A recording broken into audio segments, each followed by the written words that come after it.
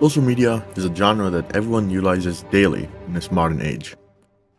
According to the Pew Research Center, 90% of US teenagers report having used YouTube before, and 63% having used TikTok.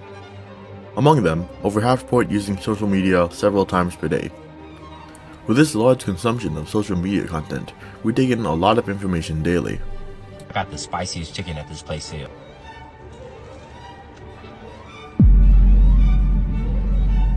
Can you slice a bullet with a katana? Yes, sir.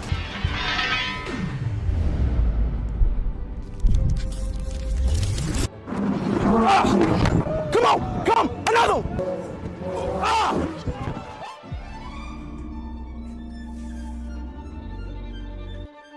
But with social media taking such a large percentage of our time, how do we make sure what we're watching is true? That is what I seek to inform you in this video, from the rise of social media and influencers, the way information is spread today, and how to discern the truth.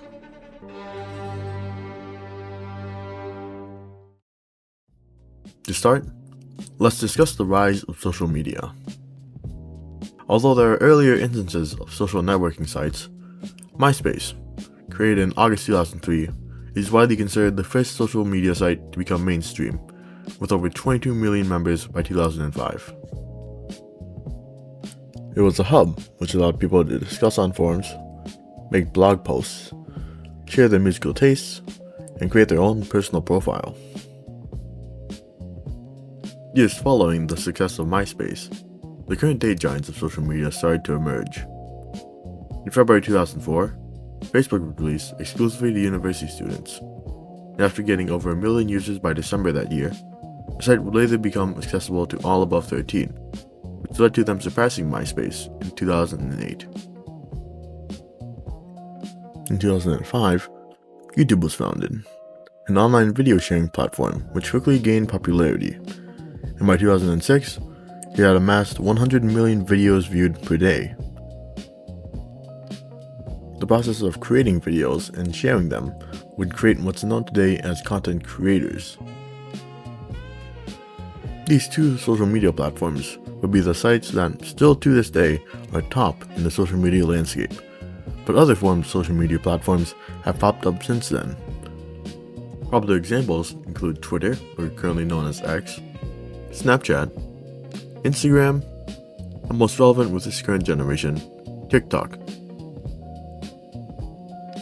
As these social media sites grew, and monetization and advertisements provided payment to the content creators, a unique opportunity arose for those who sought fame through social media. I will refer to those people as influencers.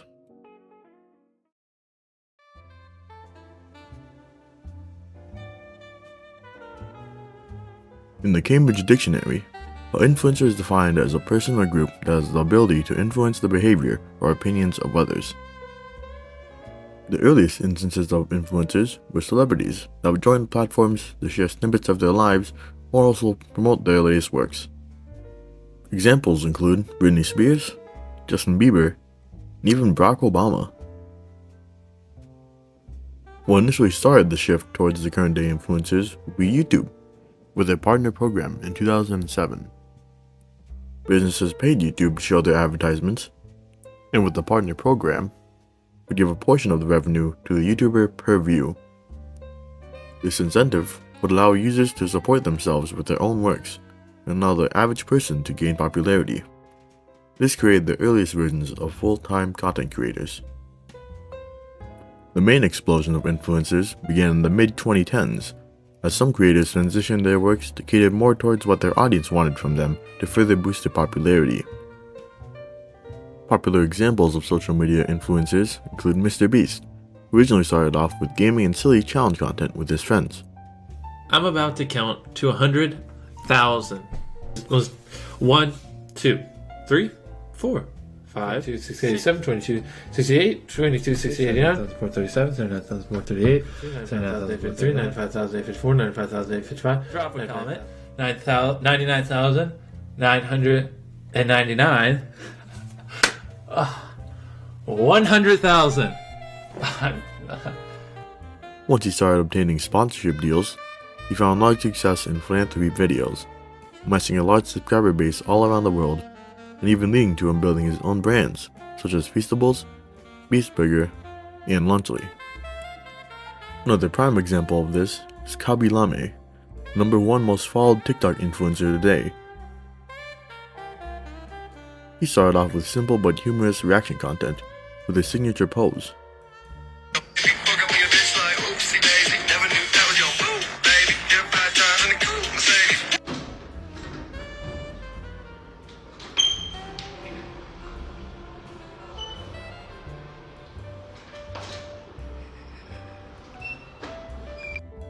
He quickly blew up, and with this, he would create a brand with his likeness and utilize it to obtain many partnerships with companies such as PepsiCo, State Farm, and Microsoft. As influencers gained their massive loyal followings, it became easy for them to communicate their opinions and thoughts through social media. But with how effortless it was for them to reach out to their fans, it also became easy for them to harness their audience for their benefit.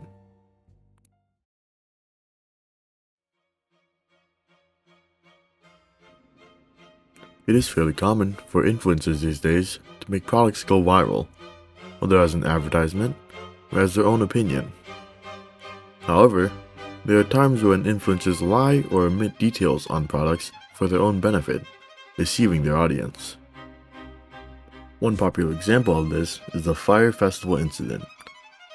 This was an event organized by entrepreneur Billy McFarland and rapper Ja Rule that was advertised to be a luxury music festival taking place in the Bahamas, with tickets ranging from $500 for basic admission to $12,000 for the VIP experience. Despite the advertised luxury, the event was poorly planned, with accommodations being tents with mattresses inside, little to no food or water provided, and even the big-name artists like Blink-182 backing out of the event due to poor management. This was a disaster for Billy McFarland and his company that organized the event, and he was later arrested for fraud and other charges related to the festival. The prominent thing to mention here is that influencers were paid to advertise this event to their followers, but told to keep that part undisclosed to the public. It was reported that model agencies were paid over $1 million to promote the event, with Kendall Jenner even reportedly receiving $250,000 for a single Instagram post.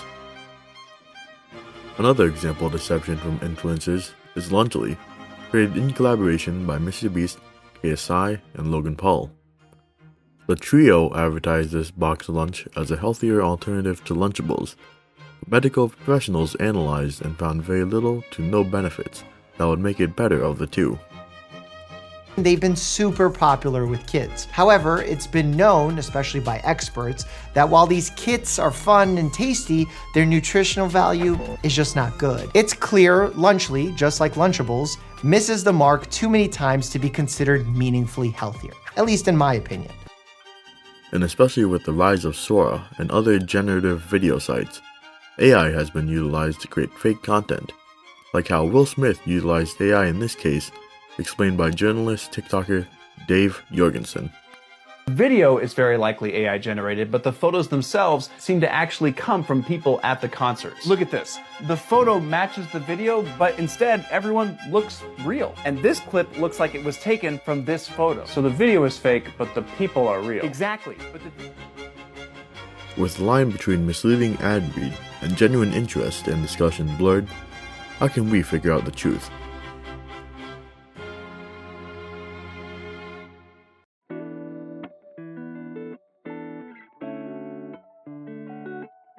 All in all, this digital landscape started off with simply connecting with others online, but has evolved past just sharing interests in selfies, as influencers arose and are intertwined with marketing.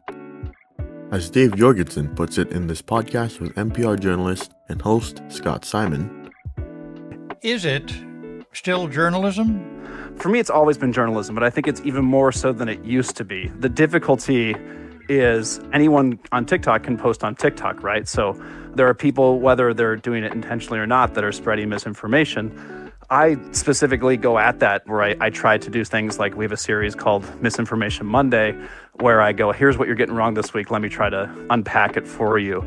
And often that's almost entirely comes at it with humor and satire. But I think journalism is informing people, and that's what I want to do if I can stand on my pedestal for just a second, but I'll get off it in a second, don't worry. Back onto the pedestal, please.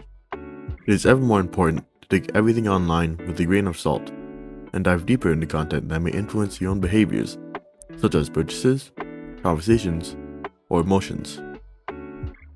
One site I may recommend for this is the Online Disinformation page on the Canadian government website. This page does well in educating people to spot false information and methods to verify what's being said. With that, I thank you for watching this video, and hope you can come out of this with a new perspective on what you view on social media.